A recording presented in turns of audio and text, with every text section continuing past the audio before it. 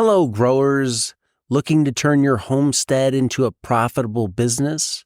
Or are you a farmer looking to boost your sales? Check out my book, Sell Everything You Grow. This book is the ultimate guide to choosing the right farm business model that fits your farm, time, and location. Discover which model has the highest profit margins and why diversification is so important. Whether you're selling apples, vegetables, or microgreens, Sell Everything You Grow will help you find your first market or expand into new ones. Get Sell Everything You Grow on Amazon and start selling more today. What was sort of the impetus, I guess starting out, like, why did you decide to do something like garlic as opposed to a standard, like a market garden veg style farm? Yeah. So to give you a little bit of background, my wife and I grew up in Michigan, and we just had small gardens as kids. So going in the garden, eating the vegetables, whatever. But we didn't like the weeding part. So we didn't plan on gardening ever. My wife became a teacher. I became an emergency department nurse. We are like, yeah, we're probably not going to garden. So we moved to Maine, which was awesome. Loved it Yeah. up there. And we were renting a place. We said, let's try to grow a garden. So our landlord let us till a spot. We had a friend come over, till a spot. Every day I got home from work, I would run into that garden. I would go ahead and be working in the garden. My wife would come out, and that was our time together. And we loved it. And we said, you know what? We want to start a homestead. This is actually really interesting. We're really interested in this. How could we pay for our homestead, pay for everything we want to do with whatever profit comes in from a Mhm. farm? So we started contacting a lot of farms in Maine. We started going to a bunch of lavender farms because we were like, well, lavender, you can then dry it. You can take some time to sell it because if I'm working another job, I don't have to sell it right away. Yeah, yeah, And yeah. we knew we were moving to Michigan, and there's a lot of lavender farms here. So that didn't work out. So then we started going to other farms and basically met this guy. He's in his 50s, like you're super awesome hippie farmer, organic farmer. And he was the guy that strikes me the most, I remember. And he just took us all throughout his farm, showing us absolutely everything. Like he showed us where everybody brings in their grass clippings.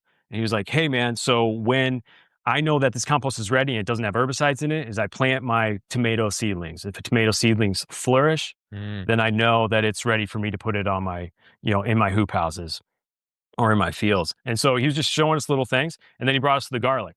And I'd never seen garlic before. I'd never seen a garlic scape. What's a garlic scape? And so I went home and I looked at all the garlic farms in the region around Michigan. And at that time, everybody was sold out. And so I was like, oh man, maybe garlic is like Mm. sought after.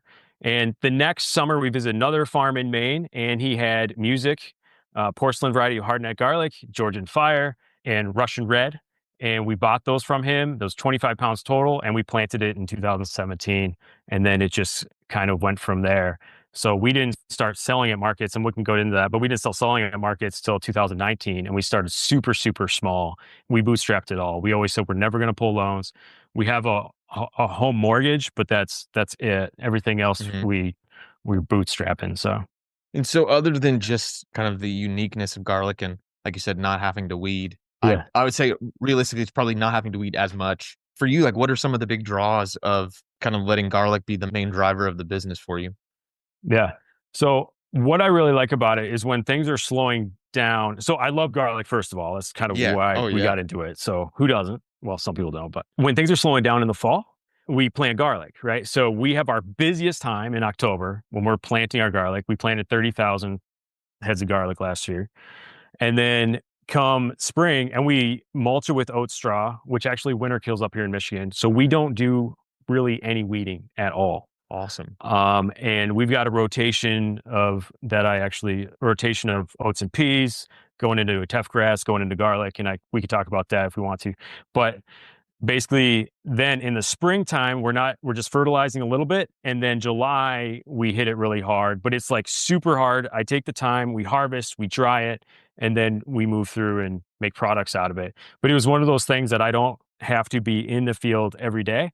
I just have super busy times, and then we're done. So, Gotcha. and I really like the idea of being able to sell fresh garlic, but also being able to make garlic powder and then being able to use that in a lot of my seasonings and sell it that way. And so that's why we grew it. We initially weren't going to grow garlic large. We were going to grow it just a little bit, do some sheep rotational grazing, sell the lamb, and just kind of grow from there, do some leafy greens. But once we found that seasonings were actually very well sought after in where we are, that's when we started growing the garlic by leaps and bounds. And we only sold, oh, we're able to sell all this. Let's go another 20%. Let's go another 10% and continue to increase. And we haven't gotten to the max of that yet. Gotcha. And I think another cool thing to kind of reference a little bit of off-camera conversation we had beforehand. Obviously, with you guys being as far north as you are, your growing season's really limited. Yeah. So being able to sort of front load a bunch of your work, harvest work into that time of the year when you can, and then you can allow that garlic to kind of grow through late fall into winter and then into spring, it gives you the ability to, you don't have to invest as much in all of the season extension of hoop houses and propane heaters and all the various things that I imagine all of the veg growers in your area probably have to They do use. it extensively. Yeah. Yeah. They all have heaters in their hoop houses if they're veg growing. Today's episode is brought to you by Modern Grower, a proud retailer of the Sumi Soaker system. The Sumi Soaker system is an irrigation game changer. It offers multiple advantages for market gardeners. Even gentle watering without dry spots common with wobblers. The system is lightweight and portable, so you can use it with quick rotation crops.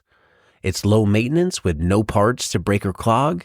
It's versatile. You can use it for direct seeding, transplants, and cover crops. And it's very cost effective compared to overhead options. And maybe one of its best and most unique features is it can put down water in a rectangular pattern, which is very different than rotating sprinklers that leave circular patterns, often with dry corners and overwatered centers. If you want to learn more about the Sumi Soaker system, use the link below or visit us at shop.moderngrower.co.